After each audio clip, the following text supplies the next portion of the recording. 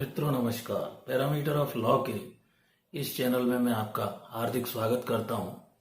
आज मैं आपको इस वीडियो में गवाही देते समय कौन कौन सी सावधानियां आप रखेंगे इस बारे में बतला रहा हूं। मित्रों, सबसे पहले किसी भी मामले में जब आप गवाही देते हैं तो गवाही क्या होती है? गवाही ओरल एविडेंस होती है, डॉक्यूमेंट्री एविडेंस होती है, जिसमें साक्ष्य के रूप में या तो शपथ पत्र पर आदेश 18 नियम 4 सीपीसी के तहत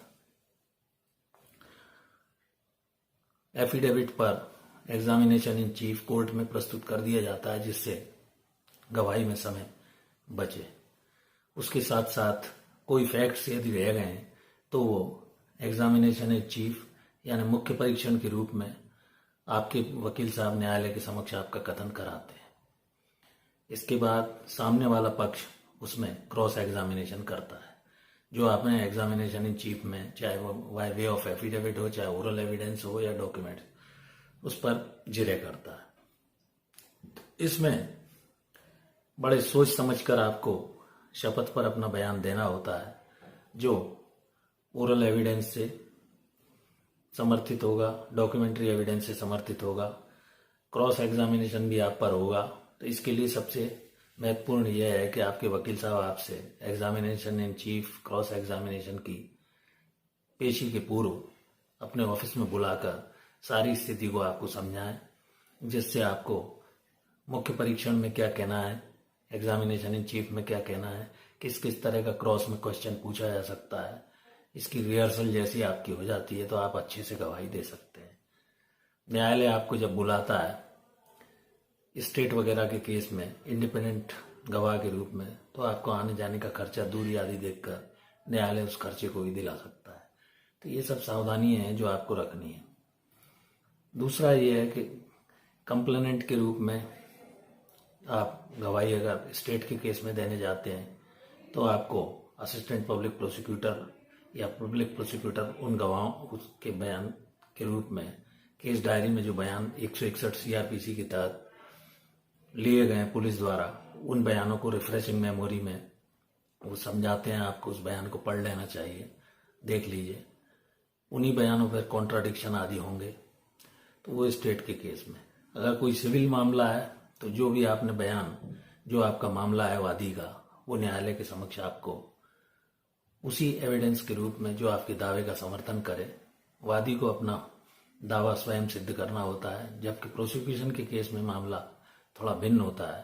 प्रोसिक्यूशन को या फरियादी को मामले में साक्ष्य द्वारा वैध एवं विश्वसनीय साक्ष्य न्यायालय के समक्ष लानी होती है, तथा अभियुक्त को किसी भी तरह का बेनिफिट यदि रह जाता है तो वो डाउट का बेनिफिट अभियुक्त को उसका लाभ प्राप्त होता है।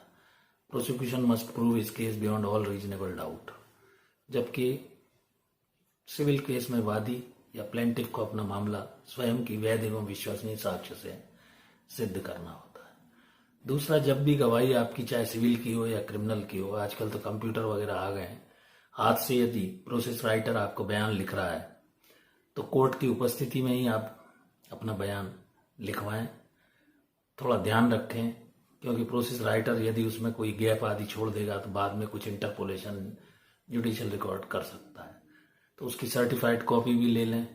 न्यायालय के सामने जब बयान आपका हो गया है, आपको ये विश्वास हो जाना चाहिए कि जो भी मैं बयान दे रहा हूँ वो सही लिखा जा रहा है।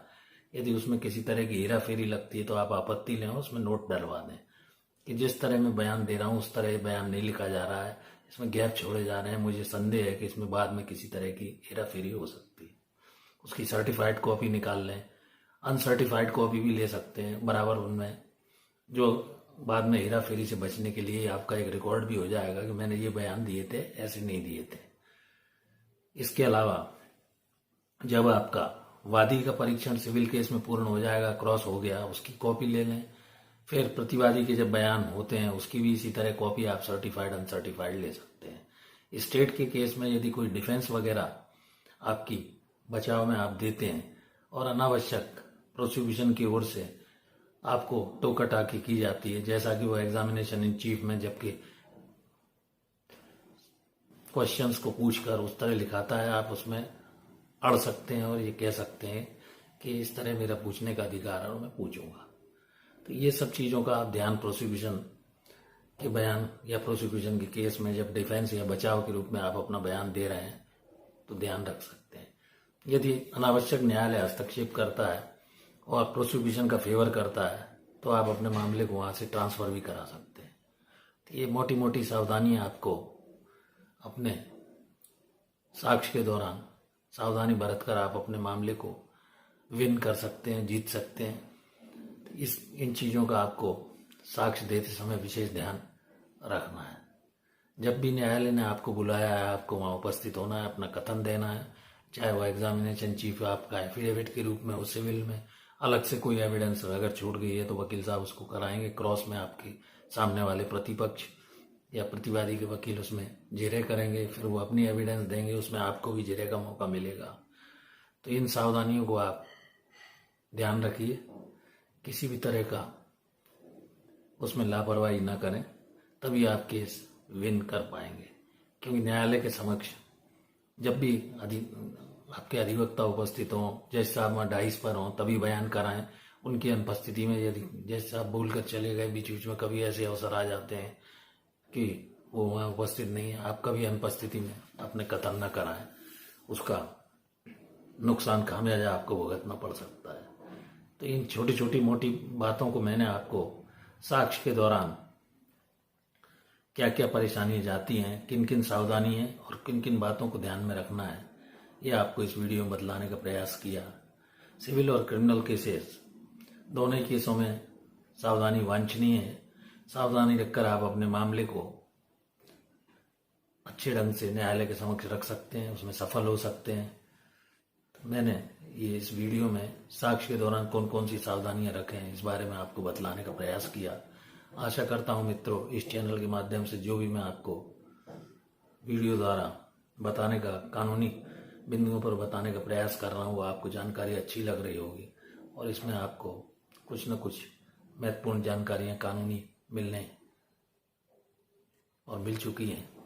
यदि आपसे अनुरोध है, आपने अभी तक मेरे इस चैनल को सब्सक्राइब नहीं किया है, सबसे पहले सब्सक्राइब कर लें और अपने दोस्तों, मित्रों, परिचितों को इस वीडियो को लाइक शेयर अवश्य करें। Thank you for watching this video. नमस्कार।